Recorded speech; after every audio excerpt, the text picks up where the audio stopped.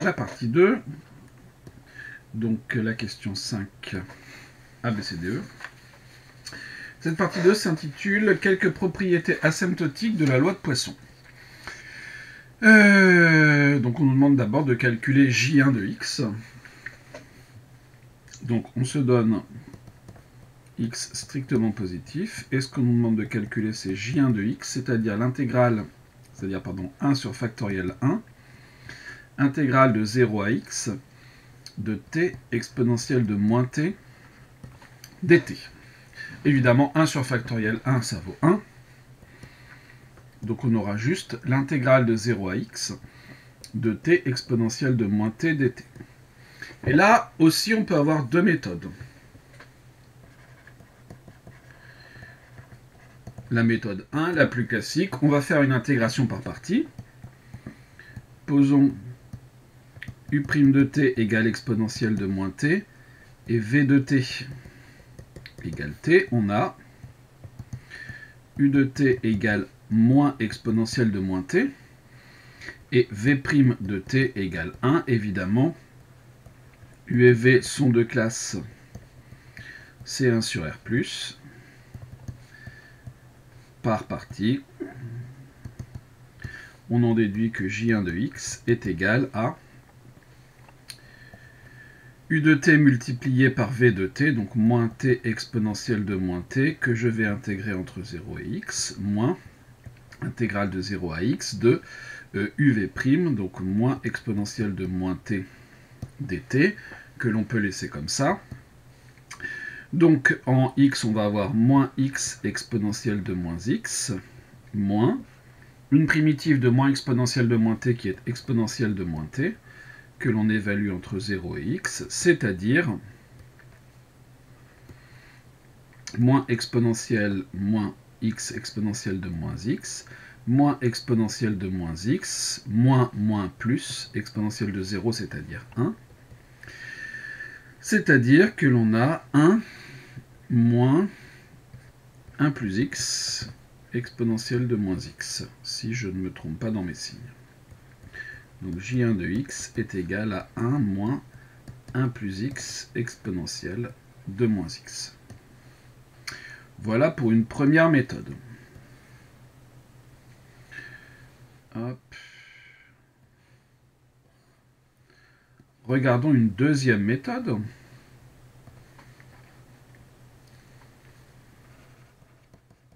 Pour calculer la même intégrale. On va chercher une primitive sous la forme d'un polynôme fois une exponentielle.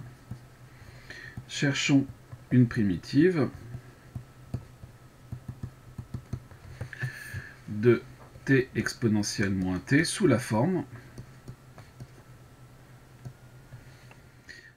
at plus b l'exponentielle de moins t. Parce que les primitives des polynômes multipliés par les exponentielles sont en fait des polynômes multipliés par des exponentielles. Donc, si je dérive cette chose-là, qu'est-ce que je vais avoir?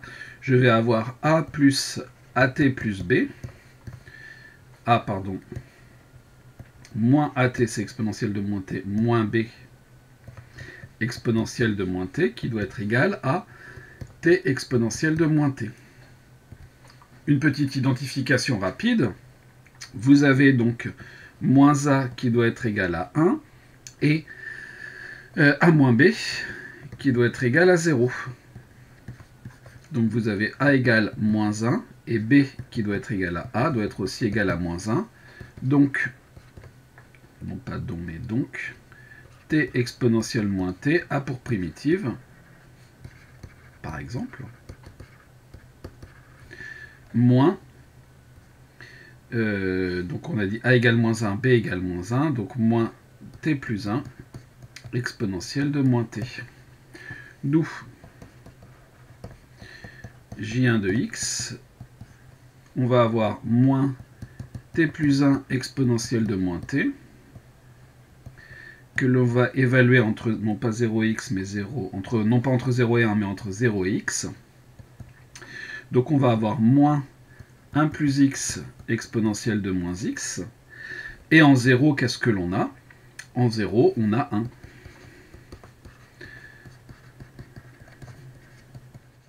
Évidemment, on trouve le même résultat. Voilà pour cette question 5A. Question 5B. Établir la relation Jn est égal à Jn-1 moins quelque chose. Bon. Qu'est-ce que c'est que Jn? Donc je me donne un entier n de n étoiles et un réel x positif. Jn de x, c'est 1 sur factoriel n, intégrale de 0 à x, de t puissance n exponentielle de moins t dt. Ici, clairement, on me demande de trouver un lien entre Jn et Jn-1, c'est-à-dire que, très clairement, je vais faire une intégration par partie, de façon à faire apparaître la puissance n-1. Posons u' de t est égal à exponentielle de moins t, et v de t est égal à t puissance n. On a alors u de t est égal à moins exponentielle de moins t, comme on l'a vu au-dessus, et v' de t qui vaut n t puissance n-1. U et v sont clairement de classe C1 sur R+. Par partie,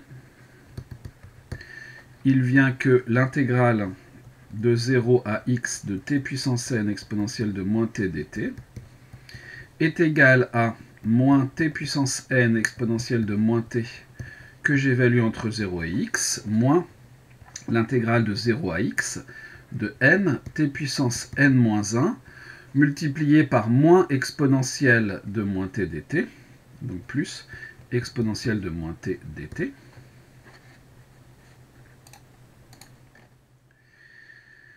Et on veut faire intervenir Jn-1, d'où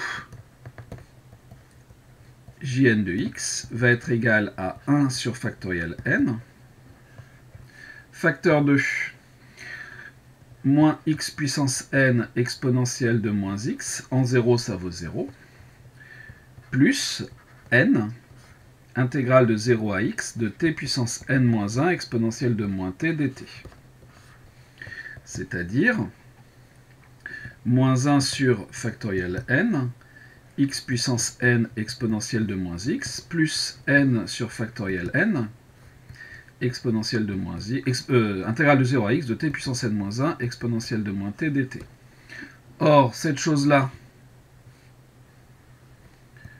vaut 1 sur factoriel de n-1, et donc je reconnais là-dedans Jn-1 de x. Et on a terminé.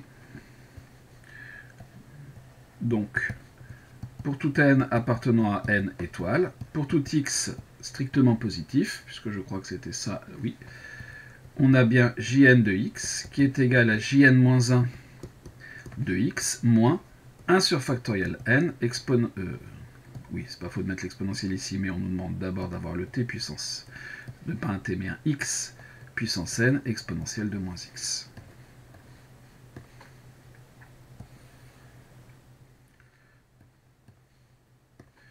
Voilà pour la 5B. 5C. En déduire que pour tout réel x, une expression de Jn sous la forme d'une somme. Bon. Très bien, qu'est-ce que je vais faire?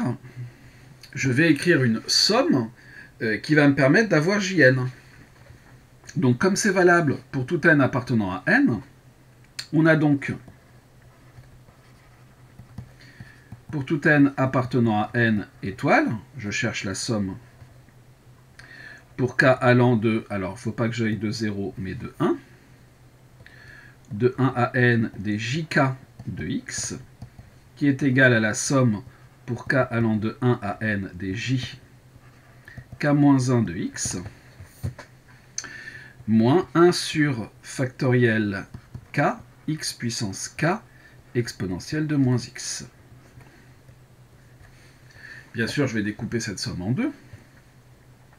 Donc vous avez la somme pour k allant de 1 à n des jk de x, qui est égale à la somme pour k allant de 1 à n des j k-1 de x. Évidemment, entre ces deux sommes, il va y avoir des simplifications. Moins la somme, pour k allant de 1 à n, des 1 sur factoriel k, x puissance k, et l'exponentielle de moins x, que je peux sortir. Vous avez donc la somme pour k, alors je vais me noter ça comme ça. Vous avez donc jn de x plus la somme pour k allant de 1 à n-1 des jk de x, moins la somme pour k allant de 2 à n des jk-1 de x, moins j0 de x, qui est égal à moins exponentielle de moins x, somme pour k allant de 1 à n des xk sur factoriel k. Avec un petit changement d'indice, posons i égale k moins 1. On a donc jn de x plus la somme pour k allant de 1 à n-1 des jk de x, moins la somme pour i allant de 1 à n-1 des ji de x, les deux sommes vont s'annuler, qui va donc être égal à j0 de x, que je vais écrire comme ça pour commencer, moins exponentielle de moins x, somme pour k allant de 1 à n, des x puissance k, sur factoriel k.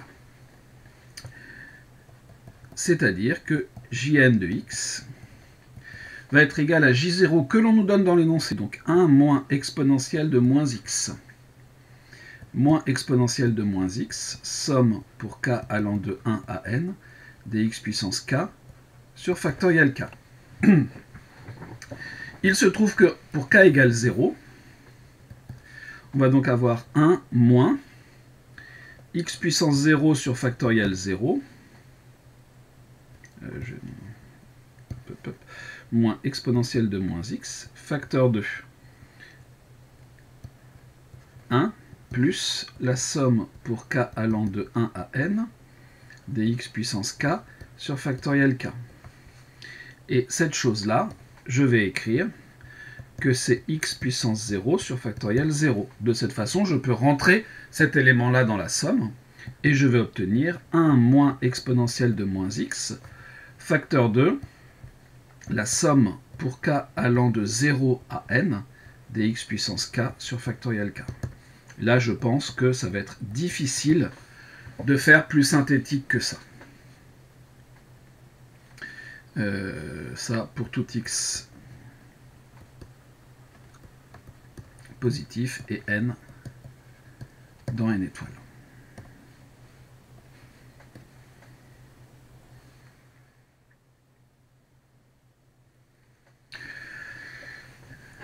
Voilà pour cette question 5C. Alors, il y a peut-être d'autres moyens d'obtenir cette somme, mais je pense que c'est un moyen relativement compréhensible d'y arriver. Question E. À l'aide du changement de variable t égale n facteur de 1 moins x, montrez que pour tout n, on a in égale machin. Bon.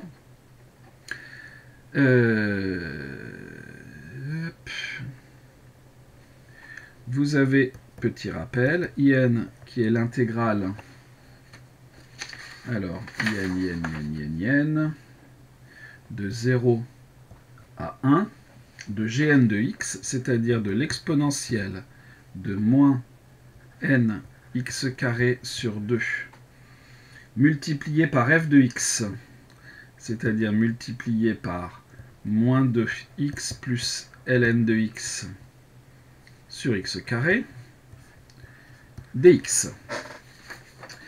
C'est-à-dire qu'on a peut-être intérêt à simplifier un petit peu les choses, c'est-à-dire l'intégrale de 0 à 1 de l'exponentielle 2. On va avoir des choses qui se simplifient. X carré, moins 2, donc de n facteur de x plus ln de x dx. Voilà ce que c'est que in. Et là-dedans, On nous propose de faire un changement de variable, très bien. Donc posons t est égal à n facteur de 1 moins x. On a donc dt qui est égal à moins n dx. Ici, c'est 0. Donc, on va avoir la somme pour k allant de 0 à n. Ces probabilités, qu'est-ce qu'elles valent? Eh bien, la loi de Poisson, lambda puissance k sur factoriel k, exponentielle de moins lambda, donc ici exponentielle de moins n. Voilà pour, pardon, pour cette loi de Poisson. C'est ça. Et donc, il faut exprimer ça en fonction de Jn et de Jn-1. Pour ça, on a une information qui est que l'on a exprimé sous, comment dire, sous forme de Jn. Alors, ici, on peut dire que c'est exponentielle de moins n, somme pour k allant de 0 à n, des n puissance k sur factoriel k. Or, d'après une question précédente, la question 5c, pour tout x positif, pour tout n appartenant à n étoiles, on a montré que Jn de x était égal à, la question 5c, où est-elle? C'est ce qu'on a trouvé ici, 1 moins exponentielle de moins x, la somme qui nous intéresse. 1 moins exponentielle de moins x, somme pour k allant de 0 à n, des x puissance k, sur factoriel k. Très bien. Donc, la probabilité d'avoir Sn inférieur à n est égale à 1 moins Jn de n. C'est exactement ce que l'on a trouvé précédemment.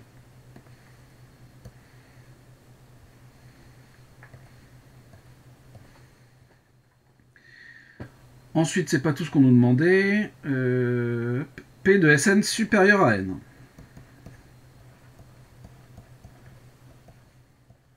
Ça, c'est quoi? C'est 1 moins P de Sn strictement plus petit que n.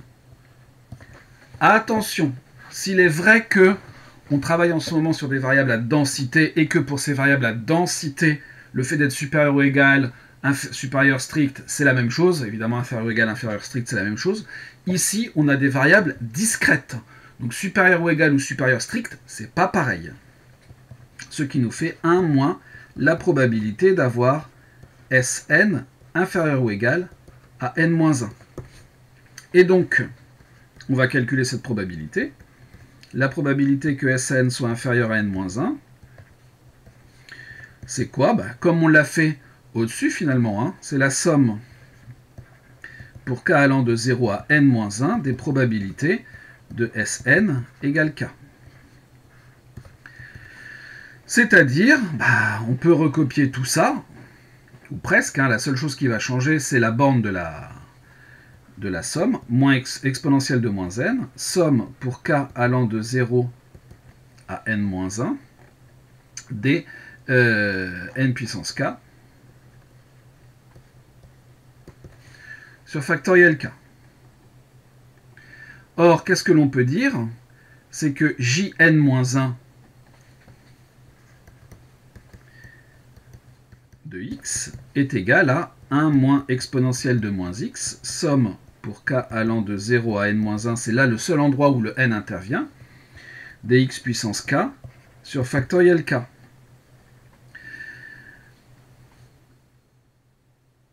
Et donc, exponentielle de moins n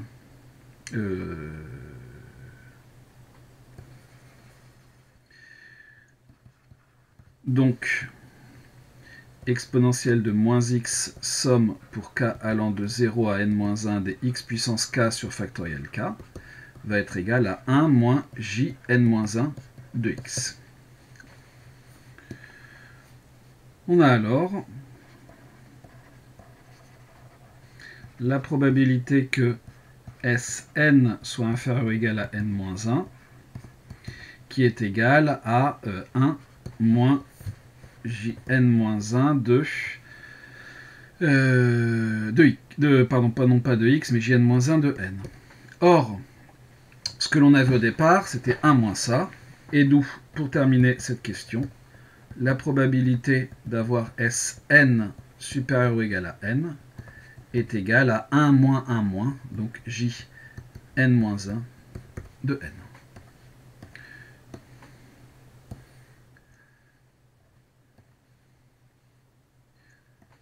Question suivante, la question 7a. Est-ce que c'est Jn-1 de n, donc c'est bien. Question 7a. Étudier les variations de Hn. Pas de difficulté majeure. Hn est bien sûr de classe C1 sur R+. Pas la peine de s'étendre sur le sujet, je pense. Soit x appartenant à R+. Hn' de x va être égal à nx puissance n-1, exponentielle de moins x, plus donc moins, x puissance n, exponentielle de moins x. Je mets la plus petite des deux puissances, à savoir x puissance n-1, et exponentielle de moins x en facteur. Je vais donc avoir n moins x puissance n-1, exponentielle de moins x, qui est du même signe, puisqu'on est sur R+,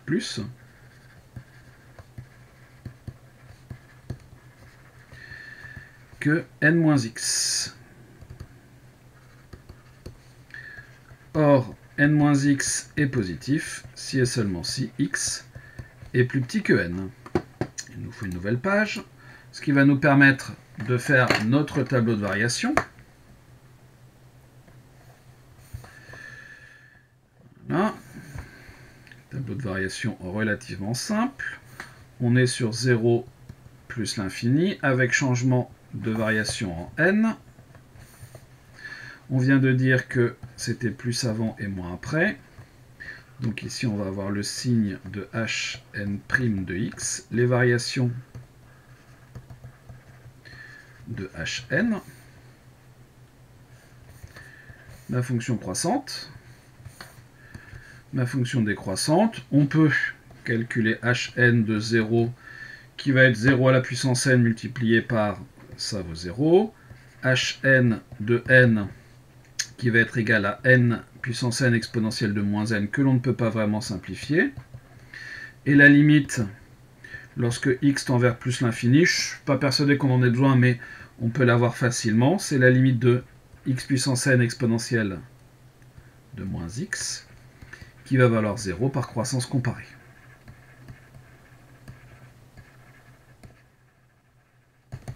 Donc ici on a 0. Voilà nos variations de Hn. Question B. Établir la relation, donc quelque chose qui va lier Sn plus 1 et n plus 1, moins P de Sn inférieur ou égal à n. Très bien.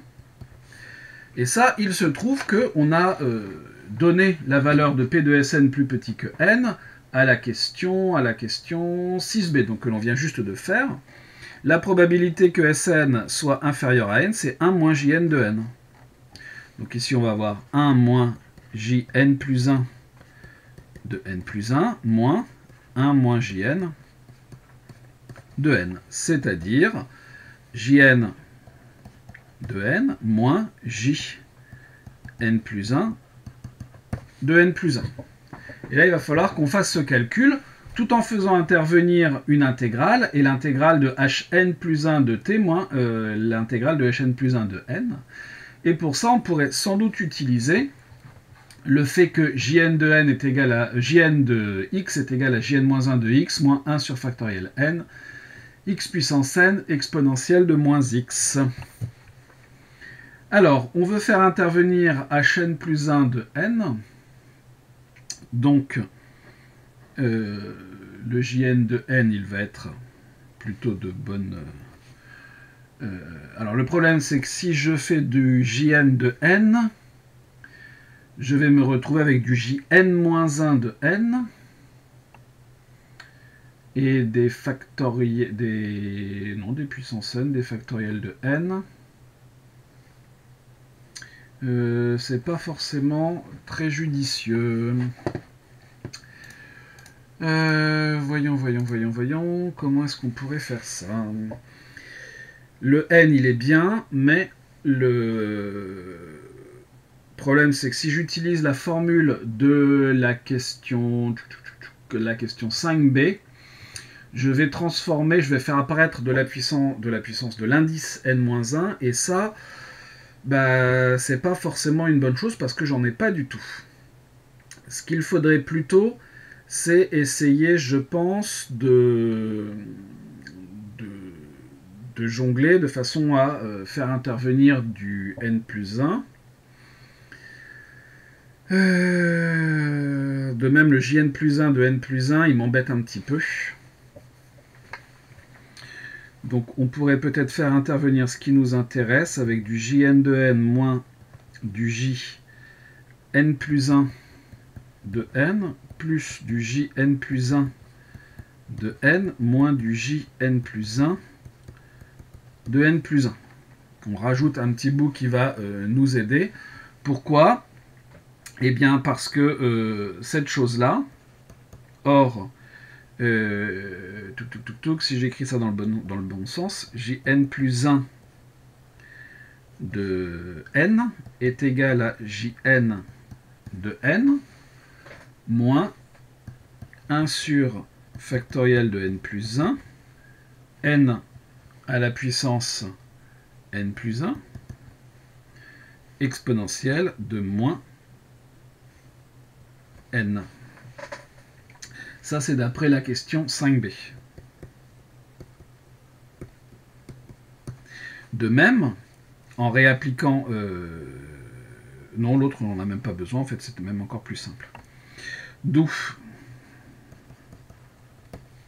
la probabilité d'avoir Sn plus 1 inférieur à n plus 1 moins la probabilité d'avoir Sn inférieur à n va être égale à moins 1 sur factoriel de n plus 1, donc ça c'est plutôt sympathique, n à la puissance n plus 1, exponentielle de moins n, plus jn, alors jn plus 1 de n, c'est-à-dire 1 sur factoriel de n plus 1, intégrale de 0 à n, de t puissance n plus 1, exponentielle de moins t dt, moins 1 sur n plus 1, intégrale de 0 à n plus 1, cette fois de t puissance n plus 1, exponentielle de moins t dt.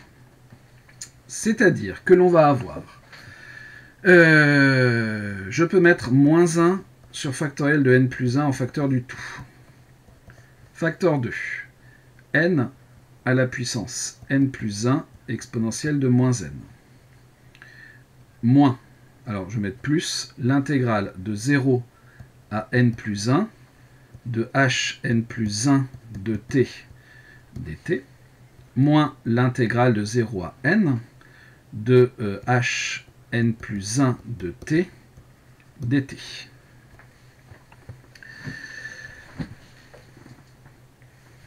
Et qu'est-ce que l'on reconnaît ici? Ça, c'est hn plus 1 de n.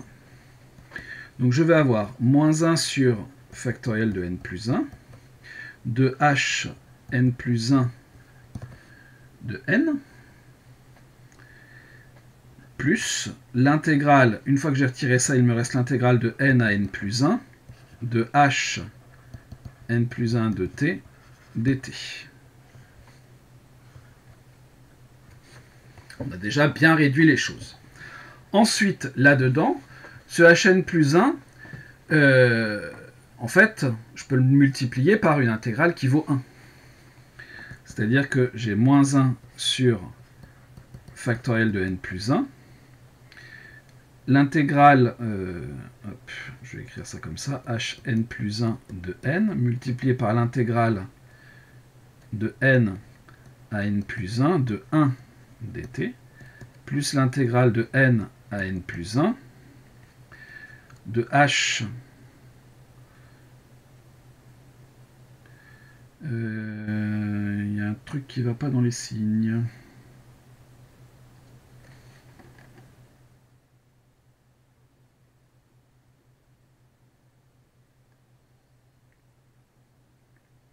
Oui, parce qu'ici j'ai fait une erreur de signe. Ici il y a un moins. Parce que j'ai pas jn plus 1 moins jn, mais j'ai jn moins jn plus 1. Donc ici il y a un moins, donc ici il y a un moins, donc ici il y a un moins. N plus 1 de t dt. C'est-à-dire que je vais avoir moins 1 sur factoriel de n plus 1, intégrale de n à n plus 1, de hn plus 1 de t, moins hn plus 1 de n dt. Et c'est exactement ça que l'on voulait. La probabilité d'avoir S n plus 1 inférieur à n plus 1, moins la probabilité d'avoir Sn inférieur ou égal à n, est égal à 1 sur moins 1 sur factoriel de n plus 1, il faut faire attention au moins, intégrale de n à n plus 1 de hn plus 1 de t moins hn plus 1 de n dt. Une question avec un petit peu d'astuce, puisqu'il fallait, alors peut-être encore là aussi qu'il y a d'autres méthodes, hein, mais remettre le morceau qui nous intéressait pour pouvoir faire intervenir les questions précédentes. Question suivante. En déduire que la suite P de Sn inférieure à n est décroissante. Bon. Pour ça, il va falloir qu'on s'intéresse au signe de hn plus 1 de t moins hn plus 1 de n. On sait que la fonction hn plus 1, elle est croissante sur 0 n plus 1. Et croissante sur 0 n plus 1. Donc, pour tout t appartenant à n plus 1, donc ici si on veut, hein, sur n plus 1. Donc pour tout t appartenant à n plus 1, hn plus 1 de t va être supérieur ou égal à hn plus 1 de n. D'où, par positivité de l'intégrale,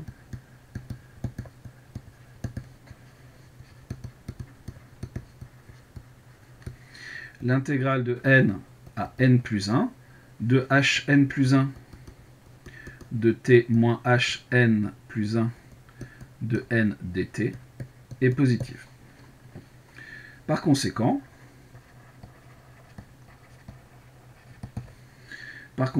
la probabilité d'avoir Sn plus 1 inférieur à n plus 1 moins la probabilité d'avoir Sn inférieur ou égal à n est toujours négative. Et donc, je viens de montrer que la suite est décroissante. Donc, cette suite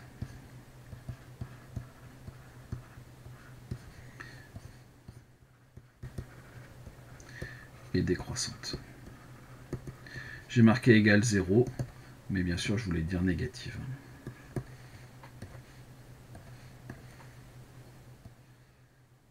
Puisque 1 sur n plus 1,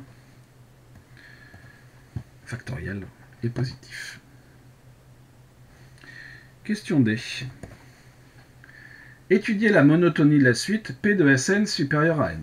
Là, on a vu que pour tout n appartenant à n étoile, P de Sn supérieur à n, ça, qu'est-ce que c'est?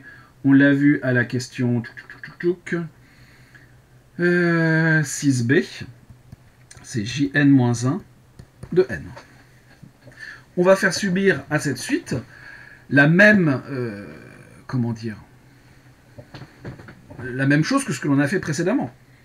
Donc P de Sn plus 1 supérieur ou égal à n plus 1 moins P de Sn plus grand que n, on va avoir quoi? On va avoir Jn de n plus 1 moins jn moins 1 de n. C'est ce que l'on a eu juste avant. Et ben, on va faire pareil. Hein. On va dire que c'est jn de n plus 1 moins jn de n plus jn de n moins jn moins 1 de n. Et ben, on va faire pareil. Donc on va avoir du 1 sur factoriel n cette fois. Intégrale de 0 à n plus 1. Alors jn de n plus 1, c'est donc t puissance n exponentielle de moins t dt, moins l'intégrale de 0 à n de t puissance n exponentielle de moins t dt.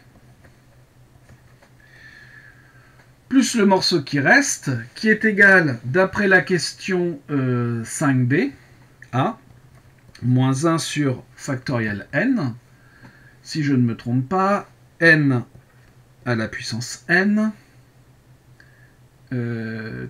exponentielle de moins n.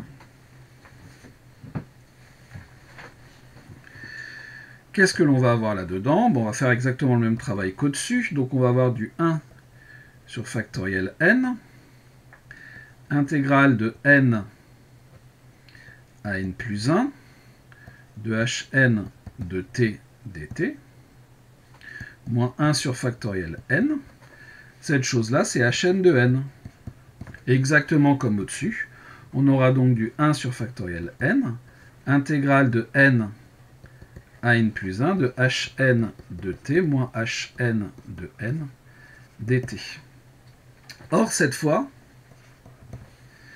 hn est décroissante sur l'ensemble n plus 1. Donc, pour tout t dans n plus 1, vous avez hn de t qui est inférieur ou égal à hn de n. Donc, l'intégrale de n à n plus 1 de hn de t moins hn de n dt est négative. Et donc la suite, la probabilité d'avoir Sn plus 1 supérieur à n plus 1 moins la probabilité que Sn soit plus grand que n est négative. Votre suite P de Sn supérieur ou égal à n est décroissante, elle aussi. Alors, c'est vrai que comme c'est du 1 moins presque la précédente, on aurait eu tendance à dire qu'elle était croissante, mais ça n'est pas le cas. Comme quoi, en fait, le point d'achoppement, c'est juste le P de Sn égale n, ben, ça a quand même une importance non négligeable. Nous venons de terminer la question 7D. Question 7E. Montrer que les deux suites sont convergentes. Ben là, ça va être très simple.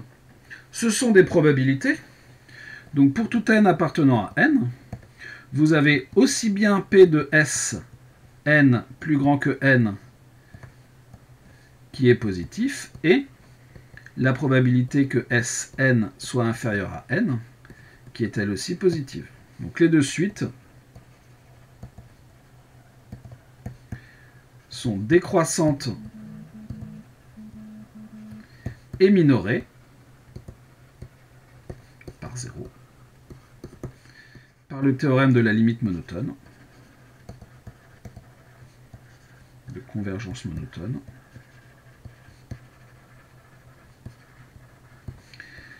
Elles convergent.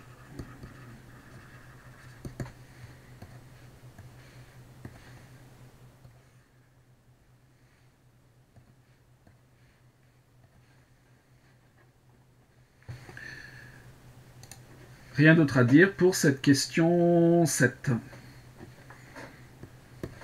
Question 8. Alors la question 8, je l'ai un petit peu reformulée. Parce que on n'a pas encore vu en cours le théorème de la limite centrée qui fera l'objet du chapitre, un chapitre qu'on verra juste après les vacances. Donc on nous le donne ce théorème. Qu'est-ce qu'il nous dit? Il nous dit que quand on a une suite de variables aléatoires, peu importe leur loi, pourvu qu'elles soient toutes de même loi et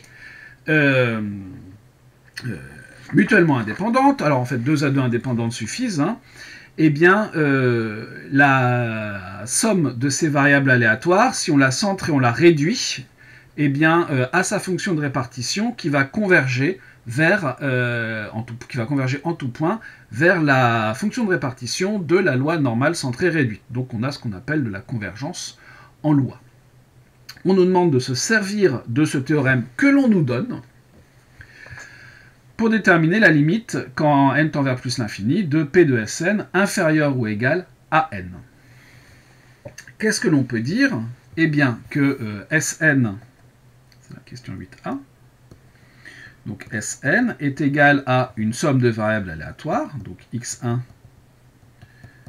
plus xn, où xn ou xk suit la loi de Poisson de paramètre 1 et les xk sont des variables indépendantes.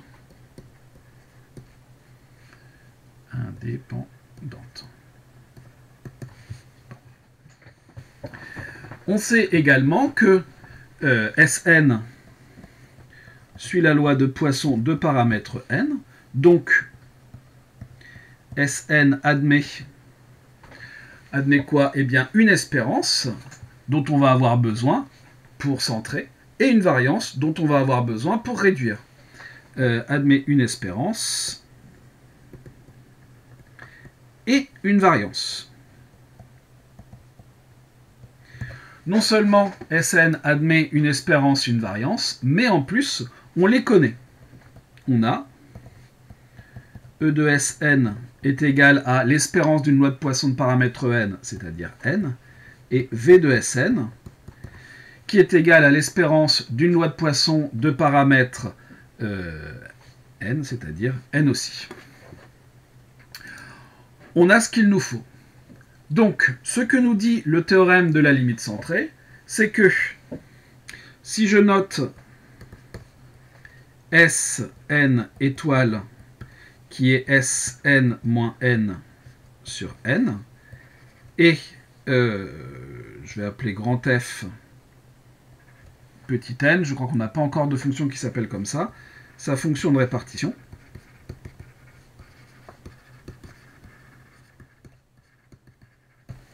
Que nous dit le théorème de la limite centrée?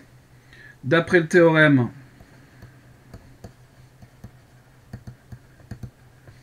de la limite centrée, pour tout x appartenant à R, la limite, lorsque n tend vers plus l'infini, de fn de x est égale à phi de x. Voilà ce que l'on nous donne. Pour utiliser ce théorème, il va falloir donc que l'on réécrive tout ça et que l'on fasse intervenir P de Sn inférieur à n, puisque c'est ça qu'on nous demande de démontrer. On a donc, pour tout x appartenant à R, la limite quand n tend vers plus l'infini, de ce fn de x, c'est quoi? C'est la probabilité que Sn étoile soit inférieur à x, qui est égal à phi de x. Voilà ce que nous dit le théorème de la limite centrée. C'est-à-dire, donc, la limite quand n tend vers plus l'infini, de la probabilité d'avoir Sn moins n sur n inférieur à x est égal à ce phi de x que l'on peut laisser comme ça.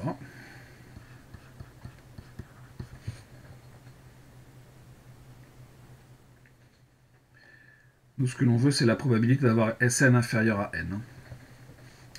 Et donc, la limite, quand n tend vers plus l'infini, de la probabilité que Sn soit inférieur ou égal à nx plus n, c'est ça, est égal à phi de x. Voilà ce que l'on a démontré.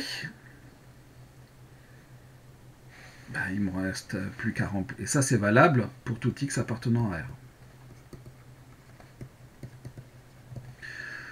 C'est donc valable en x égale 0.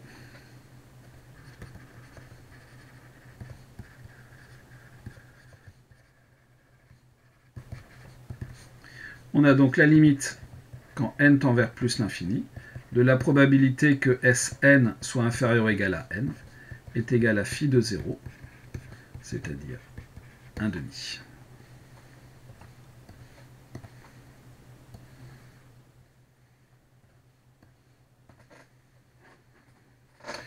Voilà pour cette question 8a. On va faire une nouvelle page pour la question 8b. En déduire, à l'aide des questions 4 et 5, un équivalent de factoriel n lorsque n tend vers plus l'infini. Alors, ma question 4, qu'est-ce que c'était? La question 4. On a montré que in est équivalent en plus l'infini à pi sur 2n en racine, sachant que in, qu'est-ce que c'était que in? L'intégrale de gn. Ok, donc on va laisser le in comme ça. La question 5, qu'est-ce que l'on a montré dans la question 5? Essentiellement que in était égal à factoriel n, exponentielle de n sur n puissance n plus 1, jn de n.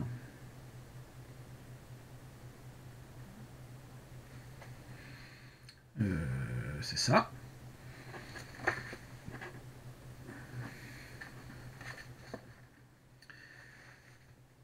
Et donc il va falloir faire intervenir là-dedans la probabilité que Sn soit inférieur à n, mais ça on l'a également démontré à une autre question, où on a fait un lien entre la probabilité que Sn soit plus petit que n et Jn, c'est la question 6b. On a montré que la probabilité que Sn soit inférieur à n était égale, je crois, à Jn de n. Si on met tout ça bout à bout, on a donc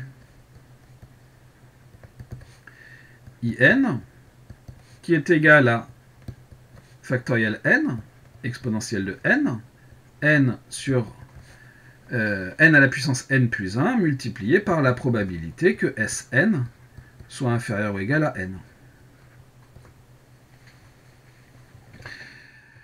Et donc, si on fait tendre n vers plus l'infini, on va être capable de donner un équivalent de in et de la probabilité que Sn soit plus petit que n. Or, in, donc la probabilité que Sn soit inférieur à n, on vient de montrer qu'elle tendait vers 1/2. Donc cette probabilité, donc cette chose-là, en fait, est équivalente en plus l'infini à sa limite, qui est non nulle, c'est-à-dire 1/2. Et donc, par équivalence, on obtient alors in qui est équivalent en plus l'infini à pi sur 2n, qui sera donc équivalent en plus l'infini à factoriel n sur 2 exponentielle de n sur n puissance n plus 1. Ce qui va nous permettre, en multipliant tout par 2, vous allez avoir factoriel n qui va être équivalent en plus l'infini. Je vous rappelle qu'on a le droit de multiplier sans aucun problème les équivalents à 2 racine de pi sur 2n exponentielle de moins n n à la puissance n plus 1. C'est ça. On va pouvoir sans doute simplifier un petit peu ça en rentrant des choses là-dedans, c'est-à-dire, donc on va avoir du racine de 4pi sur 2, donc du racine de 2pi, multiplié par racine de 2pi. Je vais rentrer racine de 2pi n. Donc ici, je vais sortir un n, je vais le rentrer là-dedans. Donc on va avoir du 2pi n carré sur 2n, exponentielle de n, n à la puissance n. Conclusion, factoriel n est équivalent en plus l'infini à 2, ici j'ai mis un 2 mais c'est un 4. Quand je rentre le 2, ça me donne un 4. 4pi n carré sur 2n. Donc je vais avoir 2pi n, n puissance n, exponentielle de moins n. Cette formule, elle est connue sous le nom de formule de Stirling. Vous remarquez que la démonstration n'est pas des plus évidentes. C'était la question B. Question C. Donner un équivalent et la limite de P de Sn égale n lorsque n tend vers plus l'infini. Bon. Évidemment, on va utiliser le petit b. On sait que P de Sn est égal à n. Puisque Sn suit une loi de Poisson, cette chose-là vaut quoi? Vaut n à la puissance n sur factoriel n exponentielle de moins n. Et on va utiliser la question précédente, donc va être équivalent en plus l'infini à n puissance n exponentielle de moins n, divisé par racine de 2pi n, n à la puissance n exponentielle de moins n, c'est-à-dire 1 sur racine de 2pi n. La probabilité d'avoir Sn est égale à n vaut 1 sur racine de 2pi n. Alors vaut, non pardon, est équivalent en plus l'infini à cette chose-là.